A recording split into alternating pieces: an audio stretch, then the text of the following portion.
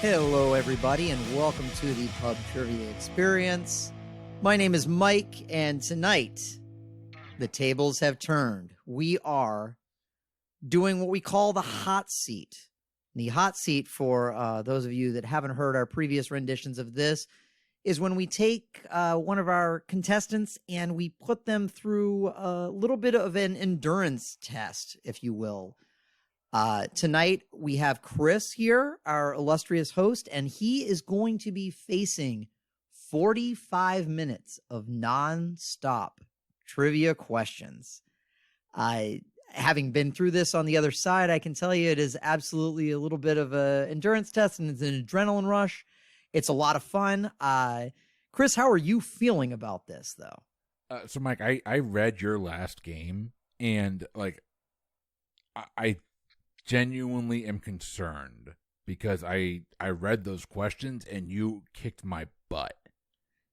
Like I saw the answers and I'm like, I don't know that I could have even guessed to some of those that you got. So I'm a little concerned, but you know what? I'm not competing against you. I'm competing against me, and I feel good about my chances against me. I think I can at least break even.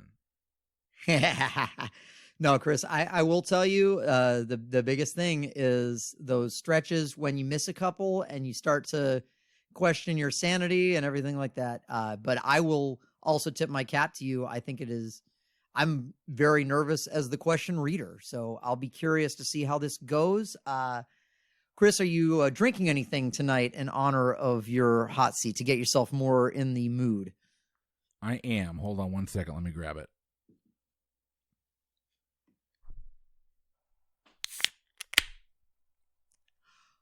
Oh, that is a bottle or a can opening from Mr. Former Beer Cleanse himself. What are you drinking?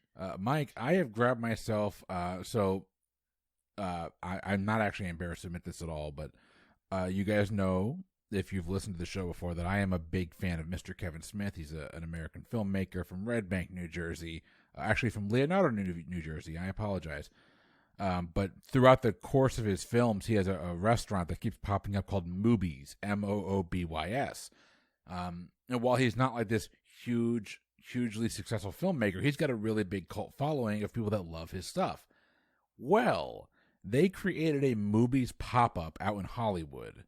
So it was a pop-up restaurant where you can get like his the cow tipper burger, the cock smoker chicken sandwich, onion rings, tater tots, all the stuff that you would usually get, or even like they had the chocolate covered pretzels from Mallrats. And like this is all novelty stuff, right? This is all stuff that like you can get anywhere, but for some reason, spending as much money as I did to go to the pop-up location they had that came to Orlando, Florida, was worth it. But one of the things that they had is called the Moobys Fun Time Lager. This is from Motorworks Brewing, which I believe is actually right here in Bradenton, if I'm not mistaken. But it's definitely a local craft beer. It says you're drinking it. Snoochie Boochies, looking for an ice-cold crispy brew to go with your cow tipper? You're in luck. We've rounded up some sweet grassy mods fresh off the Garden State Parkway for this exhilarating light beer brewed with Pilsner and wheat malt. This lightweight golden lager's got blazing gold clarity and soft fruity sweetness, while German noble hops give it a totally chill bitterness with a clean and kind of dry finish. Moobys Fun Time Lager is a crisp, refreshing, uber quaffable light beer.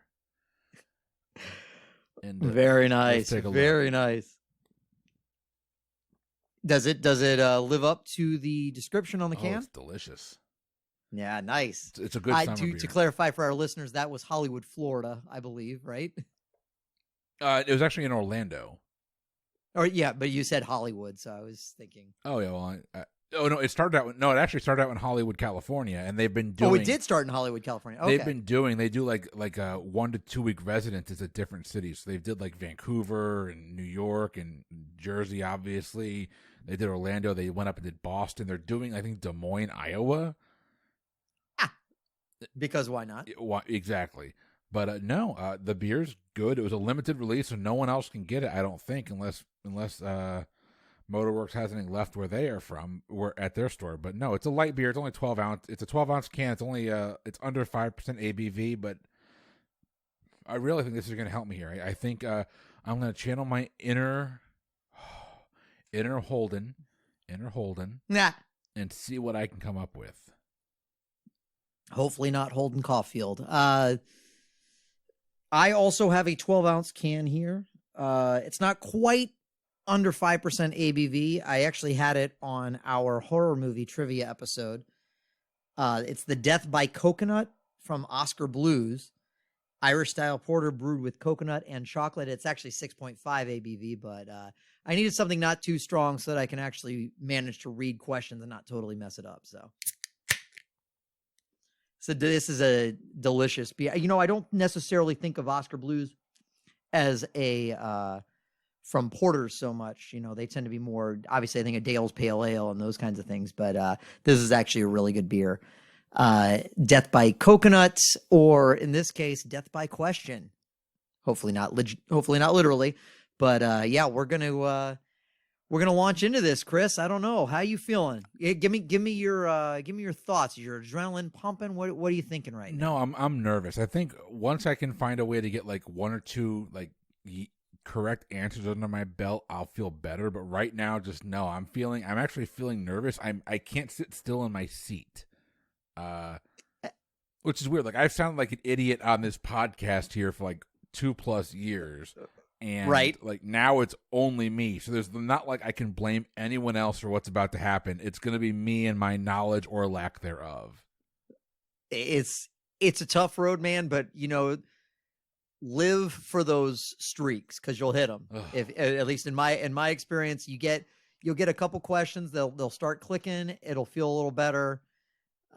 You know, you just got to kind of power through. Until then, I wish you luck. Are you ready to begin? Yeah, what the hell? What the hell? I like the enthusiasm. All right, Chris. In that case, I have selected your first question, and your timer will start after I have finished reading it. Hey, real quick, before we get into this, I'm going to throw it out there. Sure. I know you didn't use it last time, but I will probably take my break at some point. Oh, no, absolutely. That was a, quite frank, I'll be completely honest with myself, that was a legitimately stupid goal to set. Where I was like, I'm not going to use my timeout. Like, I'm just a stubborn ass is really what that comes down to. I think long-term listeners of the Pub Trivia Experience, or probably even people that have listened to a single other episode that I've been on, are somewhat familiar with that. So, no, I highly encourage you to use it. I'll take every little bit of advantage I can get. But Mike, I'm ready. Go ahead, sir. And here we go. Your first question. A few notes of the French national anthem, La Marseillaise, play at the start of what Beatles song? Of course, you start with a Beatles question. Chosen for you, my friend. Yeah, I'm not a huge Beatle fan. Back in the USSR? Decent guess. All you need is love. All you need is love. Oh, that makes sense. Okay. A 5-note melody, D flat, D flat, G, D flat, and A flat, is the famous jingle for what technology company? Oh, it's IBM? Oh, close. Intel. Intel. Yeah. Oh. A fixture in urban settings, Columba livia is the scientific name for what birds? Pigeons. That is correct answer. Good job. Good job. A Food and Wine magazine article titled Cook Like a Pit Master presents tips on preparing what kind of food? Oh, God. Are they looking for like a general term like barbecue, or do they need to be more specific? Barbecue is a correct answer. I will give that one to you. Your next question. A form of vitamin A, retinol, is a popular ingredient in which drugstore item? Retinol? Retinol. Can I get a reread one more time?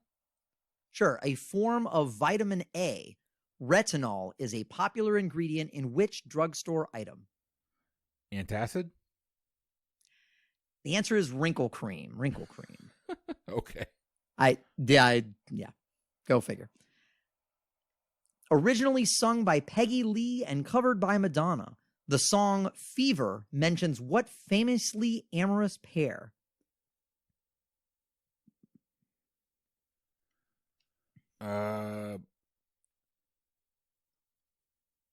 Anthony and Cleopatra. I have no idea. Legit guess. Romeo and Juliet. Oh, that makes sense. Damn. Yeah. No, good guess, though. Originally used by American Indians, the term powwow is now mainly used to refer to a what? It's like a huddle or a group, like a meeting of some sort. Meeting is a correct answer. I'm going to give it to you. Originally voiced by John Goodman, which of the 5 animated M&M spokes candies is a peanut M&M? The yellow. You are damn right. Originally, a pound cake recipe called for a pound of butter plus a pound of all, but I'm going to skip that because it says, but which of the following, and then doesn't provide any list. Anyway, so moving on. Originating in Turkey, sultanas are a flavorful variety of what food? Sultanas. Flavorful variety of, maybe it's a cracker like saltine? Oh, that's a good guess. The answer is raisins. Raisins. Oh, I like raisins the way they are, actually, but that's fine. Right. Sun-made sultanas. No. I think they're flavorful as they are. In the movie Snow White and the Seven Dwarfs, how many of the dwarfs' names do not end in Y?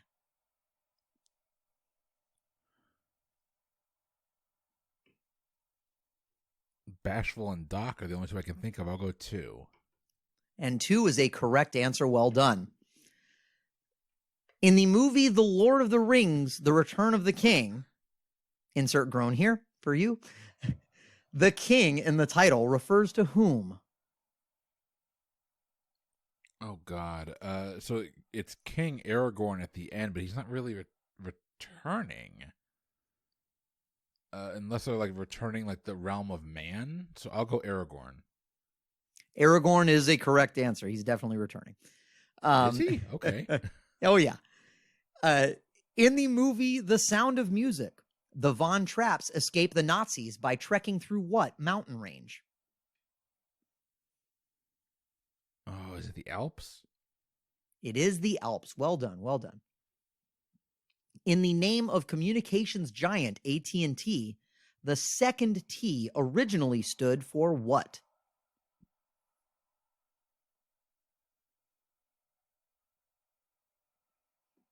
Oh, is it telephone or telecommunications? I'll go telephone.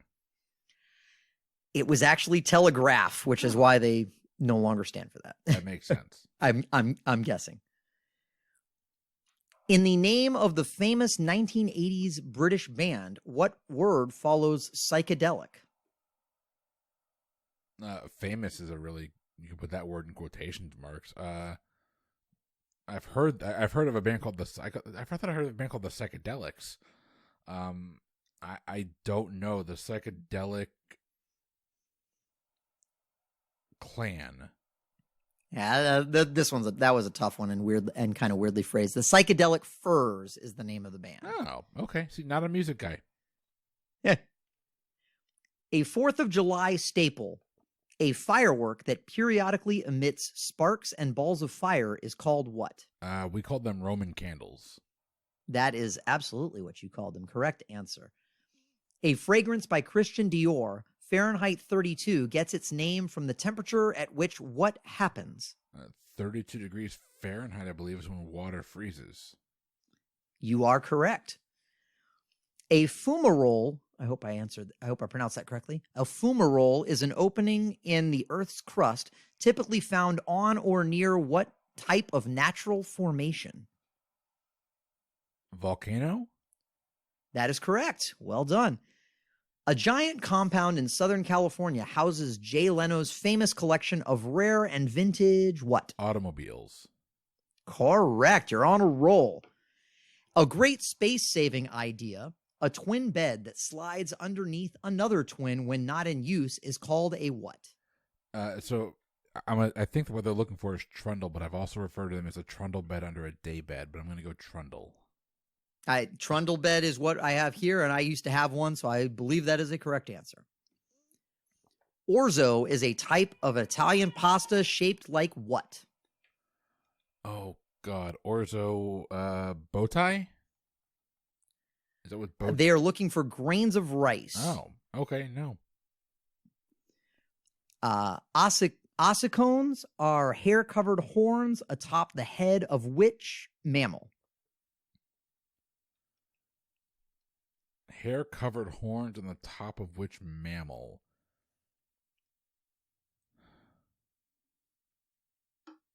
That's a good question. What mammal? Okay, so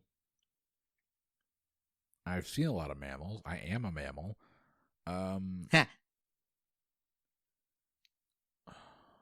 Hair-covered horns? Hair-covered horns, ossicones.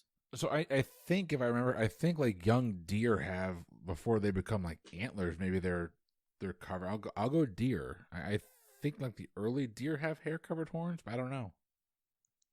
That is a fair guess. The correct answer is giraffes. Oh my God, I forgot they have horns. Yep. It's actually, well, I won't bore you with that story, and we have a time limit, so I'll just continue. Other than Antarctica, what continent has the smallest population? Australia or Oceania? The continent. We'll take Australia. Out on parole since 2007, Sarah Jane Moore spent decades in prison for trying to assassinate whom? Oh, was she Gerald Ford or was she? I think she was Gerald Ford. She was Gerald Ford. That is correct. Outraging conservationists who said a tree is a tree. How many more do you need to look at?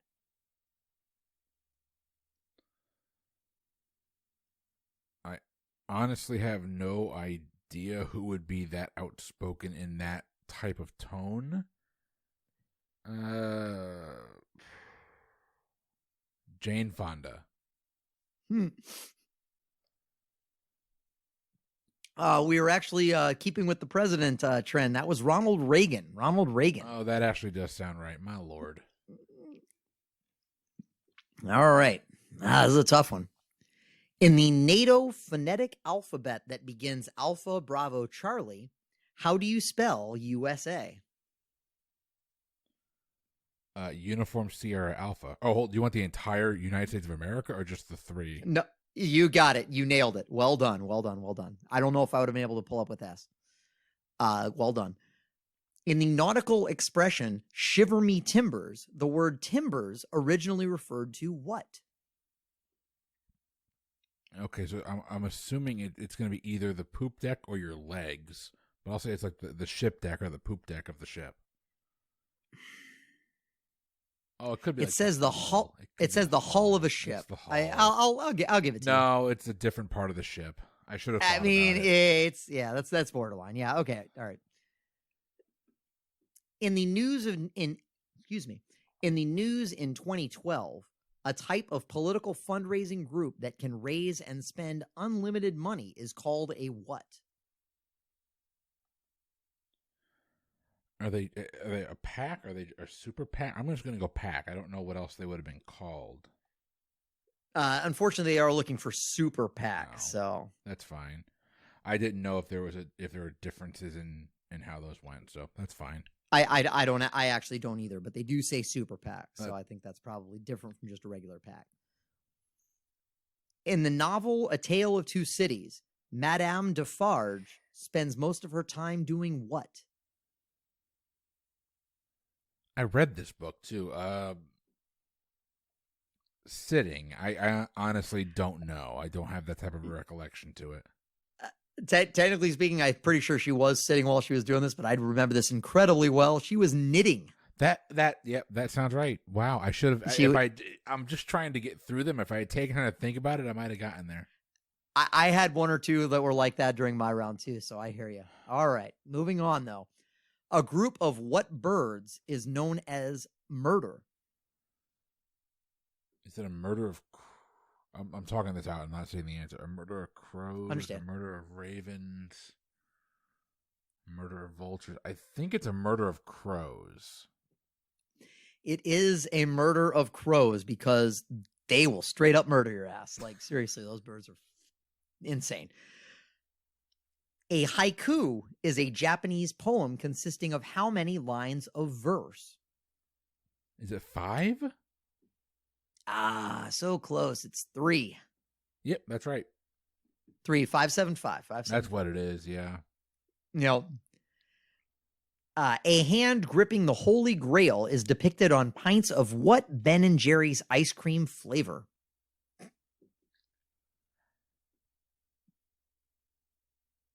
I'm not a Ben and Jerry's guy, so I'm going to say the flavor is called Nope, I can't say that. I was going to say Raiders of the Lost Tart, but that's the wrong Indiana Jones reference. The Last Juice Aid. That was a good guess. This is fantastic. I've never heard of this before. It is Vermonty Python. That's amazing. Oh my God, that's hilarious. That's amazing. Oh my goodness. Oh, I want that. I want to eat that right now. Vermonty Python. Right? Oh my God. How fantastic is that? Oh goodness.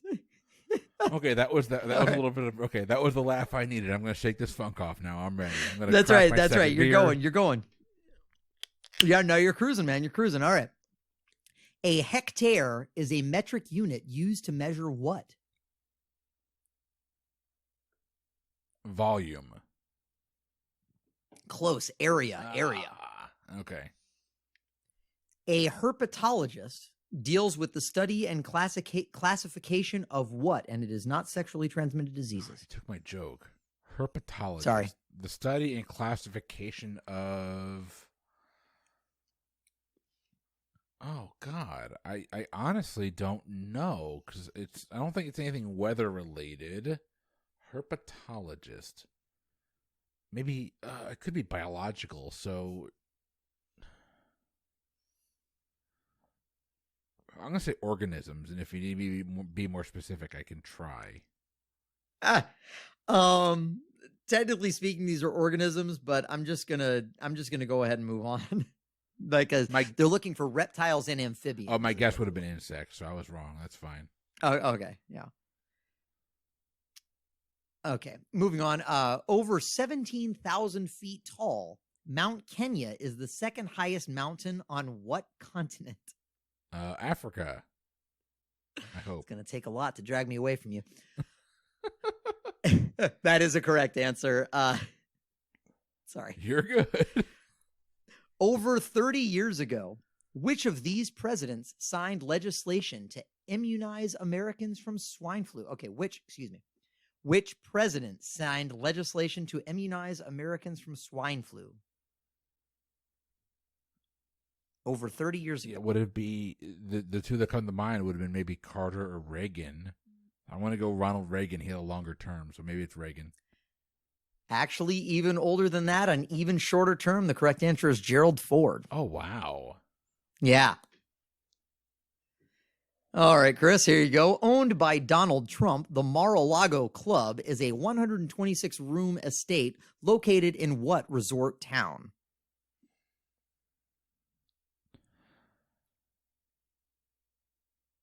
Yeah, I think we went there for your freaking bachelor party, and I don't remember much from that weekend, but I think it's West Palm Beach. I don't remember if it's West Palm Beach or just Palm Beach, but they just have Palm Beach here. I know we went to West Palm Beach for your bachelor party. I don't know where we stayed, so I'll that's fine. It might be Palm Beach. We did not stay at Mar-a-Lago. No. In fact, we got caught in traffic trying to get through the area around Mar-a-Lago to go to the bar. We did. So of all the complaints I have for former President Trump, that is somewhere on the list. All right, fair enough. Chris, you're doing really well. You're way more than you're not way more, but you're more than a third of the way through. So we're just going to keep right on trucking. If you need a timeout, just let me know. But in the meantime, painted in 1893, the famous Edvard Munch painting The Scream depicts an organized figure holding his hands where? It's over their face, on the sides of their face, but yeah.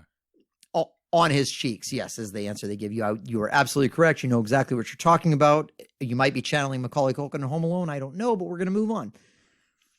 Paleontologists believe that which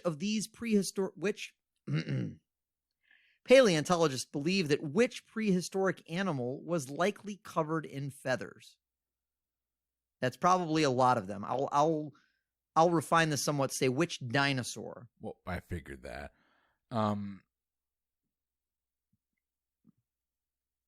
The one that comes to mind, I think, would be the raptor.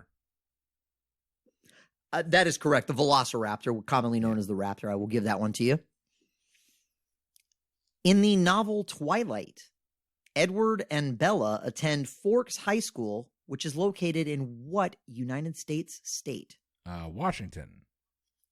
Correct. That one I get right. In the freaking Tale of Two Cities. Right. In the number 4.231, what digit is in the hundredths place? The 3. That is correct. Tenths, hundredths, thousands. Correct. In the nursery rhyme, The Farmer in the Dell, what stands alone? Is it the cheese stands alone? It is the cheese stands alone. All right. In the well done, well done. You're clicking, man. You're clicking. In the Old Testament, who said, quote, "I am a stranger in a strange land"? God, I hope it's Job. Is that your final answer? No. I'm assuming it's Moses. It'd be my best guess. It is, in fact, Moses. Good guess. Stranger in a Strange Land, great book, too, by Heinlein, if you ever get a chance to read it. In the Olympics, a decathlon has how many more events than a triathlon? I'm going to say, well, try. I'm going to say 7 more events, although I couldn't name any of them. It's probably right. That is correct. And I was like, ooh, that's like a weird question because it requires you to know things and then do math. I like that question, though. Like, that requires a little bit of logic. No, fair. That is a fair point. This next question has nothing associated with that. A historic site since 1982, the Barbizon Hotel was once a residence for young single women in what U.S. city? Since 1962? 1982.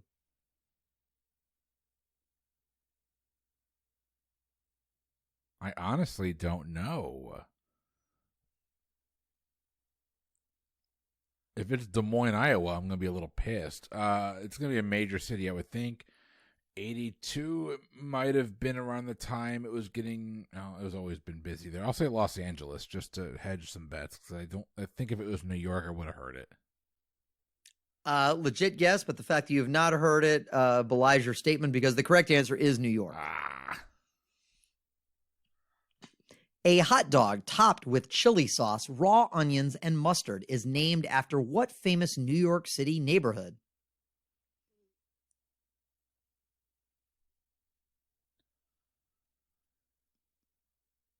Okay, what were the ingredients again? A hot dog chopped with chili sauce, raw onions, and mustard. Okay, so is it...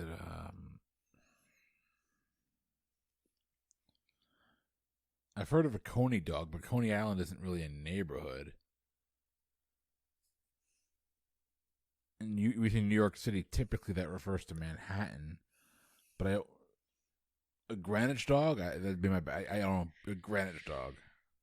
Oh, no. Hold You're locking with that? I was going to change it to a Dodger dog, but no. Dodger dog, it doesn't matter. They're both wrong. It says Coney Island. I'm kind of with you. I don't really think of that as a New York City neighborhood, but that's the way the question I actually is looked at Coney Island not too long ago because we were talking about going there maybe this summer, but no, there is a neighborhood there, so it's not wrong. It's just not what you typically think of Coney Island. surrounding. Understand. Yeah. All right, here you go, though, Chris. A key component in their company logo, Pixar's mascot, Luxo Jr., is what? It's a desk lamp. It is a desk lamp. Well done. A key figure in the 2008 presidential election, Ohio native Joe Wurzelbacher, is better known as what? 2008 presidential Joe Wurzelbacher? Oh my God. I was alive and paying attention to presidential politics at that point in time, and I do not know.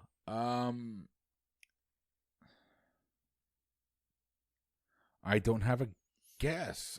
Broadway, no. Hold on. No, Broadway Joe's different. Broadway Joe. Bingo Joe. When you hear it, you're going to kick yourself. Joe the Plumber. Oh, yeah. Damn. A key plot point in the Social Network, the exclusive frat-like clubs of Harvard University are called what?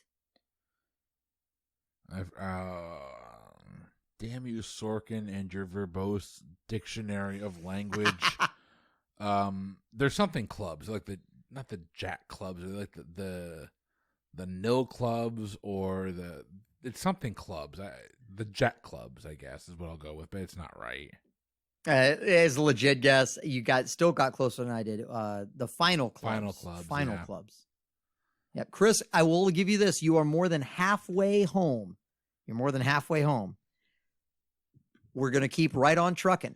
Paris's largest airport is named after what French leader? Napoleon. It's not right. I can't. I'm taking my break now. After the are you ready to take your break after this question? I'm getting pissed at myself. So, all right, we're going to take our break after this question. The correct answer was Charles de Gaulle. Charles de Gaulle. Damn. Okay, so I'm paused right now. I've got 21 minutes and 2 seconds left, and I really just need a minute to compose myself. Mike, can you go ahead and give all of our listeners kind of a rundown of the socials and all that fun stuff while I just absolutely, yes. For sure, yeah. So as you guys have noted, Chris has been already run through the gauntlet here. He's more than halfway home. He's doing a great job so far. Contrary to what he feels like he's doing, I feel like he's done a great job. But yes, I will go ahead and mention during our momentary break here that if you're enjoying the Pub Trivia Experience, you can find us on the social media platforms that are, I think most commonly used. I don't know, but the certainly most of the ones that I use are Facebook and Instagram are at Pub Trivia Experience, and also Twitter at Pub Trivia Pod. You can also email us at pubtriviaexperience@gmail.com, or excuse me, I did say that right. Never mind. I've been drinking. Or you can visit the website pubtriviaexperience.com, and also you can come visit us on our brand new-ish Facebook group. We've launched a new group called The Lounge. It's a lot of fun. We invite listeners of the Pub Trivia Experience, as well as people that are on the Pub Trivia Experience, everybody that's involved, all that kind of stuff. It's just a place where we can have community, share some jostling with fans and that kind of thing. We also include that's a joint community for fans of both of our family of podcasts, both Pub Trivia Experience and the Boozy Bracketology. It's a fun little place where we can swap some comments, to talk about what you like. Complain about some of the decisions we make on Boozy Bracketology, or some of the ridiculous answers that are made to trivia questions, probably mostly by me. It's a great time. It's fun. It's all friendly, so visit us there. If you're enjoying the show, of course, always, we certainly appreciate if you would leave us a 5-star review. We, as much fun as we have putting all these shows together, they do take some work, so that would be much appreciated. As Chris said, he has 21 minutes and 2 seconds left. He's been plowing through it so far. He has gone through, by my math, approximately 50 some questions, about 54 questions, I think is where he's at right now at the halfway nowhere point. near your clip then, am I? Well, I don't know that, and I might be doing the math wrong. When you are ready to resume, I am ready to resume for you. You know what? At this point, I'm good. Let's keep going. I got 21 minutes left of questions to answer, and let's see how far I can go. 21 minutes and 2 seconds. Do not count those two. Do not discount those 2 seconds. I'm not even going to make that joke. Mike, take us away. Yeah, I know. I was there too, and I just decided not to. All right. We'll start the timer again after I am done reading your very next question, which is, partly due to its rounded shape and leathery green skin, what fruit is also known as an alligator pear? So I think I remember this being a fruit. I'm going to go with the avocado. The avocado is a correct answer. You're starting off well. Passed by Congress in 1798. The Sedition Act focused on what problem? Oh my God, I should totally know this, and I don't know this.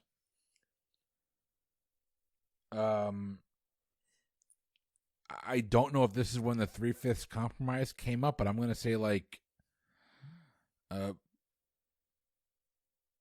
voting eligibility for enslaved people. No, it was actually concerned with treasonous activity. Okay. Oh, sedition. But what the hell's wrong with me? No. That's all right. It's all right.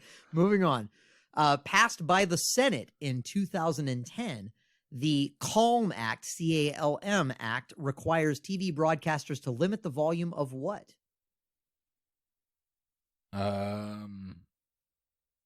2010, maybe violence? I honestly don't know. I'd never heard that before. I'm genuinely surprised about this as well. The actual answer is commercials. Yeah. Who knew? All those people watching CNN to watch the latest from Viagra. Right. Exactly. All right, Chris, your next question. Pastis, Sambuca, and Ouzo are three similar liqueurs that all have what distinctive flavor? Oh, that's I think it's called licorice, but I know it's black licorice. So I'm inclined to give it to you because that's also what I think of it as, but the answer given here is anise. It's the same thing. Like all three of those are right? The flavor of black licorice. That's okay. So I'm going to give that one to you. I'm going to argue that one there because damn it, I know my Sambuca. I know, and I know my Ouzo. So we're two out of three, which, as we've established, Meatloaf says is not bad. Moving on. In the opening credits, what cartoon dad drops off his two kids at Little Dipper School and Orbit High School? Meet George Jetson. Bum, bum, ba-dum. By the way, if you have not listened to the best TV show theme song bracket on the Boozy Bracketology podcast, the Jetsons are on there, so go ahead and give it a listen. It's actually a really fun time. Mike, back to you. Chris squeaking in the teaser for the shout out. I love it. You should have paused the timer. Anyway, I'm going to move on. In the original edition of Trivial Pursuit, what category is represented by the color yellow? Ask the colorblind boy a question about colors. I think it's games and hobbies, but I don't know. Sports and leisure. Sports and leisure is orange. No, never mind. So you were wrong anyway. Yellow is history. All right, well. But yes, that was an unfair question. I'm sorry. No, I can see yellow is perfectly fair. Well, right. Well, still. In the Oscar-nominated 2009 movie Fantastic Mr. Fox, who voices Mr. Fox? George Clooney. Damn right he does. One of the best animated films of all time. That movie is phenomenal. That's a great movie. It really is. Sure. All right. In the Paul Simon song, 50 Ways to Leave Your Lover.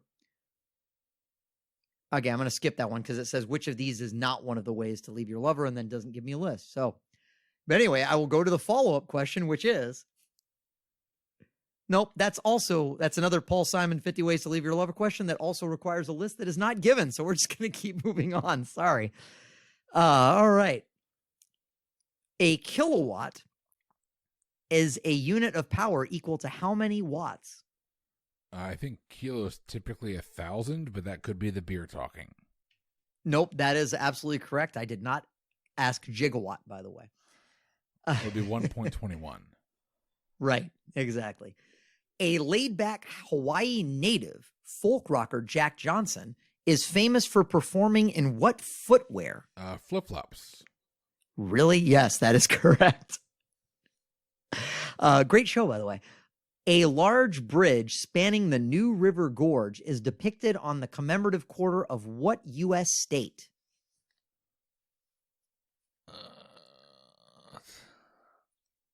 What was the name of the gorge again? The New River Gorge. Is that West Virginia? Well fucking done, sir. Wow. Nicely done. That is correct. Sorry, there's that explicit tag, but I'm impressed. A largemouth angler specializes in catching what variety of fish? I think I had one on my wall. I'm going to say bass. That is a correct answer. A late-night talk show that debuted on TBS in 2009, The Lopez Show, is hosted by whom? George Lopez. I was going to insist on at least a first name there, but yes, you are correct. Patagonian toothfish is served in restaurants under what more menu-friendly name? Patagonian toothfish? Patagonian toothfish. One of my wife's favorites, as it turns out. I've been to dinner with your wife. A toothfish? Yes, you have. Calamari. I honestly don't know. Chilean sea bass. Holy crap. Okay. Patellofemoral pain syndrome is an unpleasant sports injury commonly known as what? Plantar fasciitis? They're looking for runner's knee. Runner's knee is the... Okay. I think plantar fasciitis has something to do with the foot. Yeah, that would make sense. Sorry. But I could be completely wrong. No, yeah, you're good. All right. Patients who elect to have malar augmentation surgery wish to increase the size of their what?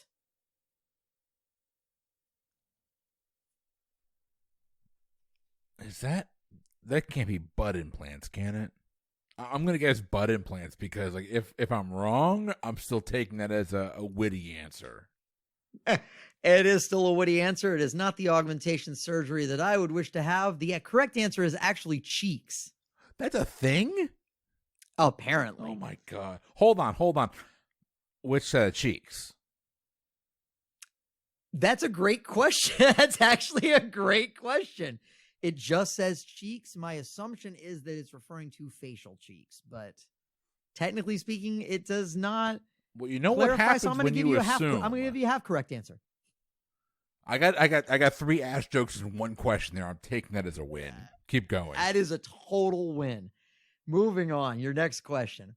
Patty Hearst, Eddie Van Halen, and John McEnroe all voiced callers on what TV sitcom? I think I've heard John McEnroe do this, but I know callers on what TV sitcom. I know the voices from Frasier, or a lot of them are celebrities. I'm going to go Frasier. And Frasier is a correct answer. Well done. Payola is a type of illegal payment typically associated with what industry?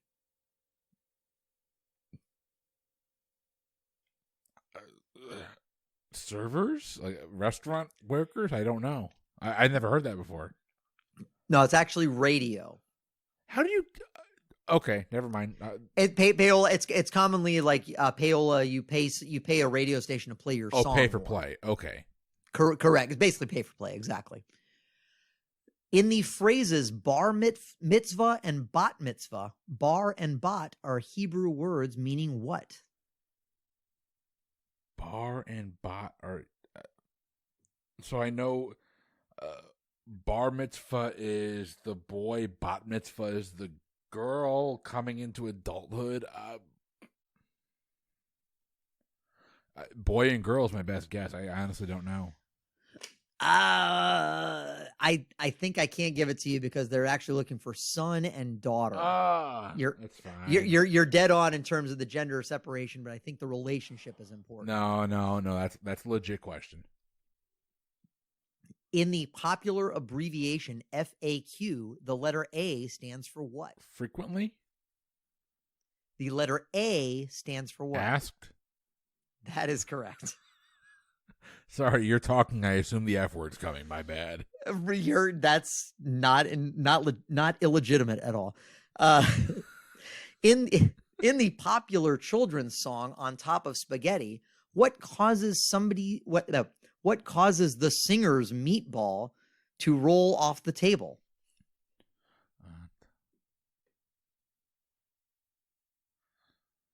I honestly cannot wager a guess. I will just say earthquake. But my flub actually gave you half. That makes more sense. My flub actually gave you half the answer. It was when somebody sneezed. Somebody sneezes to cause this. Ew, I'm not eating that spaghetti. It's disgusting. COVID, guys, come on.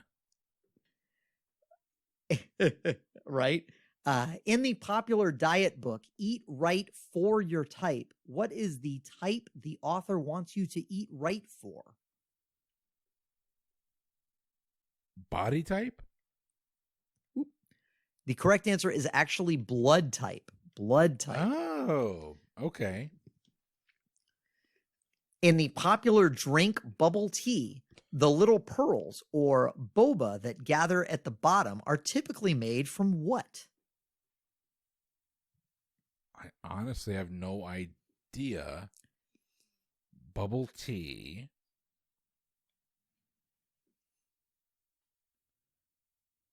So I'm trying to think like what would fall to the bottom of a glass, like cranberries or anything like that would rise to the top. Ice would rise to the top. Bubble tea. What would go to the bottom of a glass?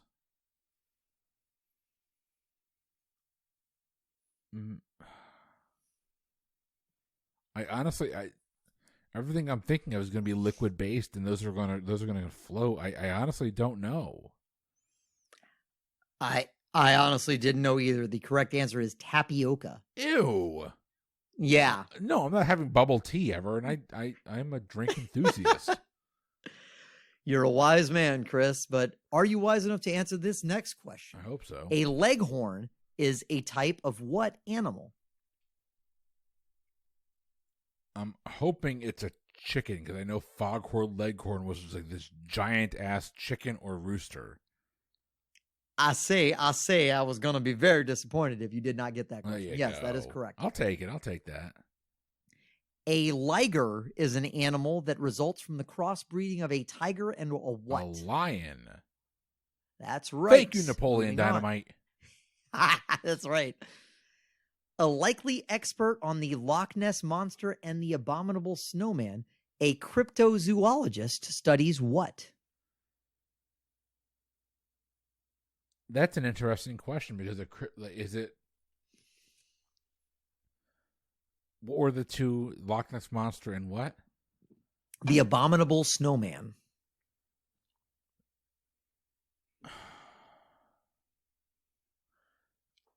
Well, I don't want to spend too much time thinking through this, but like, it could be like fake animals, or it could be like creatures that are not mythological, but like rumored to exist. So I'll give it to you. You're right there. It's legendary creatures is what they say, but you're right there. So I'll give it to you. Okay, thank you. Yep. A local seafood joint called the Crab Shack is a frequent setting on what TV sitcom? Crab Shack?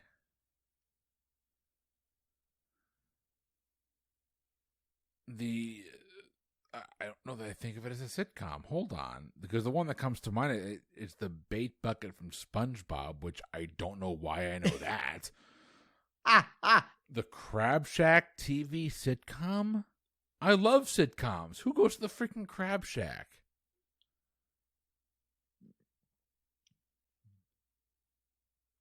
Oh, I really don't want to say I don't know. I know Cougar Town takes place near Sarasota, Florida, so I'm going to say Cougar Town, but I don't think that's right. I'm 99% sure that isn't right. I've seen that show a couple times.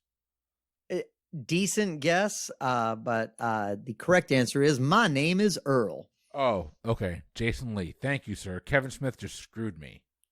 Freaking Brody. Right. Your next question. A lover of learning. As of 2010, James Franco has okay, I'm going to skip that one because it says enrolled in all but which of these universities, and then because they give you a list. Sorry to delay you. Pectin, a water-soluble carbohydrate, is an important ingredient in which of the following? Fuck, stop doing this. All right. Excuse me. Peddled by a charismatic infomercial pitchman, the ShamWow is primarily used for what task? It's like a sponge, like it removes water. It holds in a bunch of water. That's correct. Cleaning up liquids is the answer they have. You're dead on. Pegg's Law is a helpful mnemonic for remembering the names of the 7 what? Deadly sins? I have never heard that before. Could name all deadly sins, but that is correct. I got there with gluttony. People, that's it. Right? Hey, there you go. I remember it from David Fincher. Thank you very much. People traveling abroad often use GSM cell phones that use what that use what system for mobile communications? Okay, so there's a GSM is the one that they take the SIM card. I don't know if that's what they're looking for, but SIM cards. It's global satellite something, but they GSM versus like HDMA. Yeah. Honestly, you said global, and that's what they're looking for because the system and the mobile are the S and M. No, that means something completely different. I have listened to Symphony and Metallica, sir. I know what that means. Yes. Anyway, as have I. All right, moving on. People who are getting X-rays taken commonly wear protective bibs containing what metal? That would be whiskey in a jar or lead. That's correct. I got another S&M reference in there. I'm taking that. Go ahead. I was actually a Garage Incorporated reference. Damn it. Allow it. Uh-huh. In the popular Ice Age movies, the acorn-obsessed character Scrat is what type of fictional beast? I thought he was a squirrel. Is he not a squirrel? He is a squirrel, but he's specifically a saber-toothed squirrel, but I'm going to give it to you because you gave me flying squirrel in the previous in my time, so I'm going to give it to you. In the Pulitzer Prize-winning novel The Amazing Adventures of Cavalier and Clay, who are Cavalier and Clay? They are previous iterations of Rocket and Clank. I don't know. Ratchet and Clank. I don't know. Oh, I see. Okay. No, they're actually comic book artists, apparently. Comic book artists. All right, Chris, just over 3 minutes to go. We're going to plow ahead. In the quality inspection process known as candling, which food, is held in a bright light?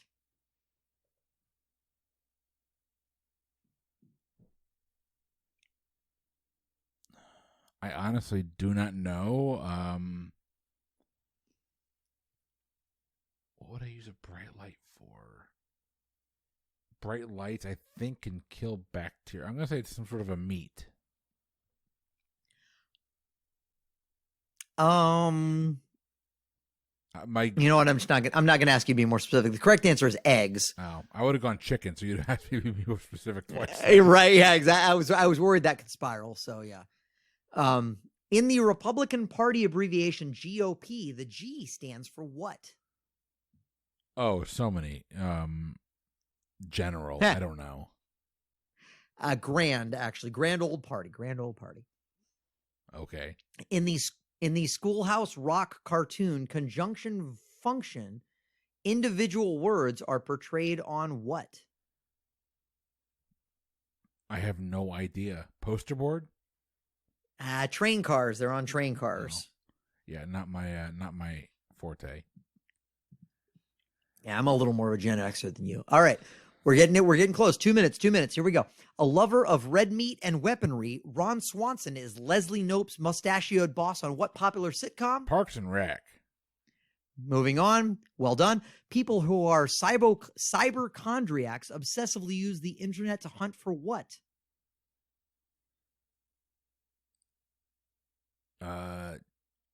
Deals? I don't know. Medical information, health information. Oh. In the song Folsom Prison Blues, Johnny Cash claims, I shot a man in Reno for what callous reason? Just to watch him die. That is 100% correct. A major airport serving what U.S. city is named in honor of mayors William Barry Hartsfield and Maynard Jackson? That'd be Atlanta. That is correct. People who generate their own electricity or go without it are said to live how? No, it's not off the grid. I don't know. Independently? It is in fact off the grid. So I'm gonna allow it because I think you knew what you were talking about. In the song Frosty the Snowman, what part of Frosty's face is made of a button? Nose. Eyes. Nope, you were correct the first time. It was nose. Corncob pipe and a button nose and 2 eyes made out of coal. Okay. A medicine man named Katut Liar is now a popular tourist attraction in Bali thanks to his appearance in what memoir? No idea. Good point. Moving on. Eat, Pray, Love was the answer to that one. People who selfishly prevent others from succeeding are sometimes compared to which animal in a bucket? The fuck? Fish? Close. Crabs. Oh. In the United States, a $100 bill is often referred to by what musical nickname? Benjamins. We were looking for C-Note. Your last question, a mere 4.2 light years away. What aptly named star is our sun's closest neighbor? Well, I have time to think about it now because my time is up. You do. Oh God, is it Polaris? Yeah, that's what I'm going to go with. Polaris is the North Star. It's aptly named because its name is Proxima for Proximus Centauri. Yeah, that's right. You're right. Well done, man. Christopher. Legitimately, you guys are listening at home or in your cars or wherever you're doing this, the gym. I don't know. Hopefully you're not at the gym because you're probably laughing at me for being a dumbass. But no. Chris, that's not easy. I actually have. No, it's not easy for sure. Oh. And if my math is correct, I have a very interesting thing to tell you. Okay. If my math is correct, you answered exactly 100 questions. Exactly 100 questions. 50 less than That's you. pretty cool. 50-ish less than you. Fewer than you. I don't trust your math on me though, so it's been well documented. My ability with math is subject at best. Damn, yeah, that's not, but so legitimately that's not easy. We came up with this idea because it's not easy. It'd be like, oh, this would be interesting to try. And full disclosure here for those that are listening, one of the driving forces behind this is that Leah and myself are taking legitimately, we're gonna take a month off. We're taking our daughter. We're all vaccinated. We're taking our daughter up to New England to see my family that's never met her before. And we're gonna take a month off. So we're trying this format, one, because it's interesting. We actually do try and try different stuff here if you can't tell. But two is that this will actually allow us to get these episodes edited in a somewhat quick turnaround time and get them posted so that we can actually go take time with our family and not worry about recording and production and all that. And I'm sitting there going, oh, this will be easy. This is not easy. Yeah. Oh my God. Jeez. It's an experience though, right? Is it not? Because with the quote unquote normal pub trivia experience thing, you take your time and you sort of have to.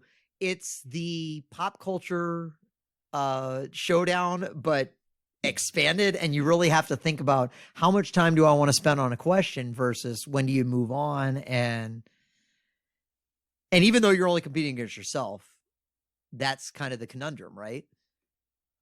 Oh no, 100%. Like this was like I'm competing against myself, and I'm not trying to make anyone feel good or bad because like I'm more indifferent. But like I feel like you're 100% right when you gave this feedback last episode. Was like when you're done with it, like you kind of have to rest on those moments when you get a couple of right in a row.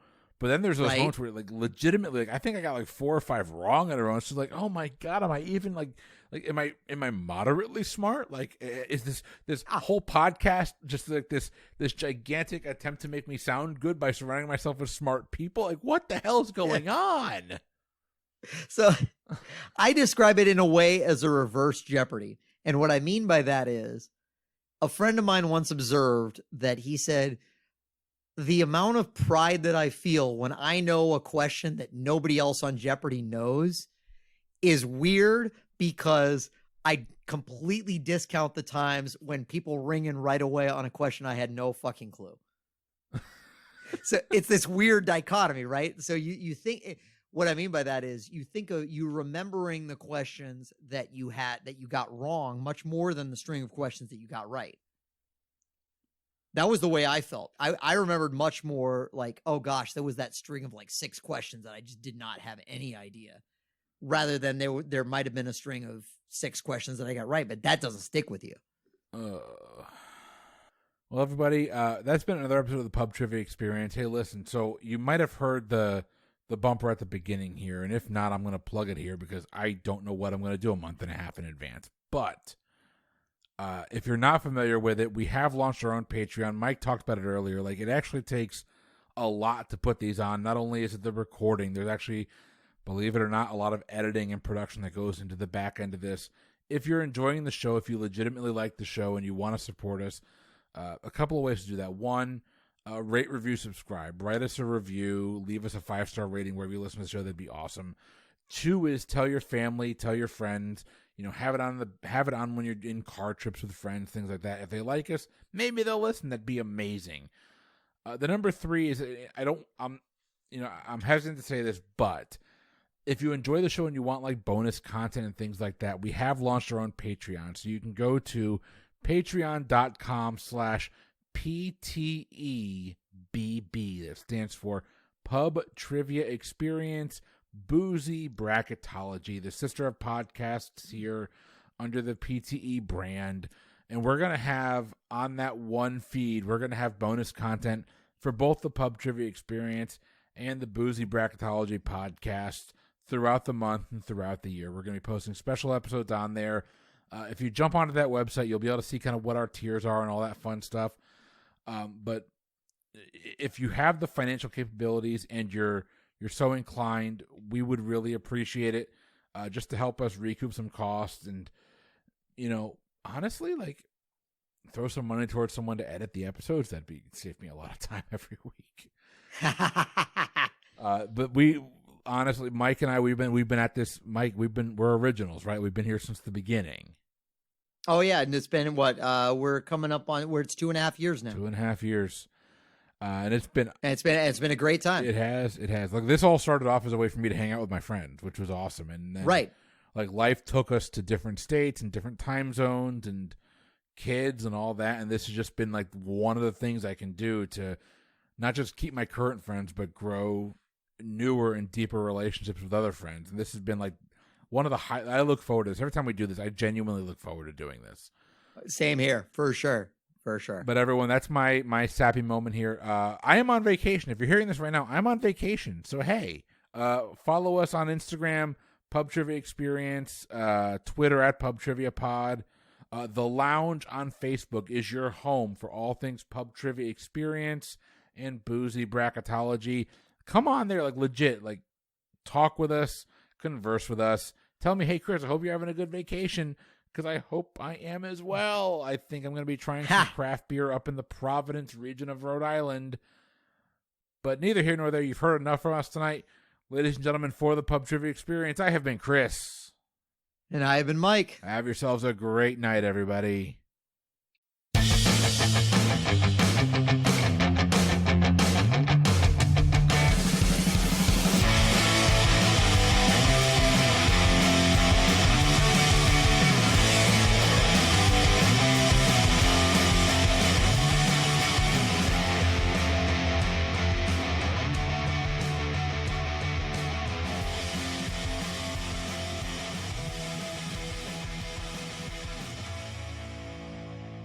Chris, you have your timeout. You're taking a breather. How you feeling, dude? I feel like I'm getting beat up in that first half, and I feel like I know I'm not competing with anybody here, but I don't like the clip that I'm operating at, so I'm going to try and speed it up this round, for the second part of this game. But man, like this is not easy. Like legitimately.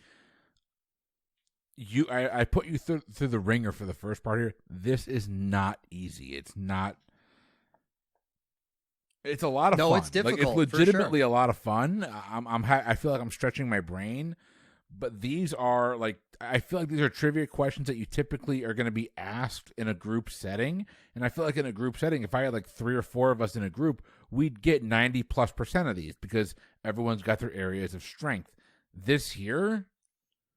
Like, just on me, I feel like I'm struggling for that reason. Like, I don't have that group dynamic to kind of work with and talk through. So, I'm trying to get through them quickly, and I'm not even getting through them quickly at a good clip. I'm spending too much time in my own head. But I'm ready to go. I'm going to take a sip of water here to cut some of the beer out. Yeah. So you mentioned last time about trying to. One of the things that we do with all the varieties of different kinds of things that we do here, we do try a little bit to somewhat channel the experience, the Pub Trivia Experience. That's the name of the podcast. And I would actually somewhat describe this as obviously a very fast-paced variant, but this is basically like showing up to a pub trivia game and it's just you. Because one of the experiences of pub trivia, generally speaking, is you got a team and you can bounce things off of other people.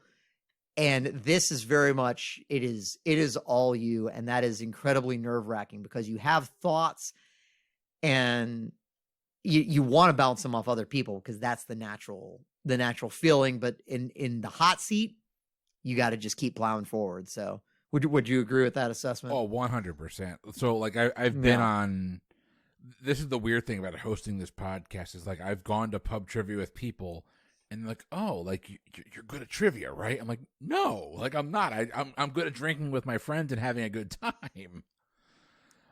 Right. And they're looking at you for answers and you're like, I don't know anything about French literature. Like, come on. Like, if this is a question about Batman, dial me in. Like, Joe Chill, let's go. Always guess either Guy de Maupassant or Camus. I'm not going to remember those names. They don't even sound real now. I took a couple years of French. That's the only reason I know them. But but no, you're exactly right. Like having success in trivia on a team is way different than being good at trivia.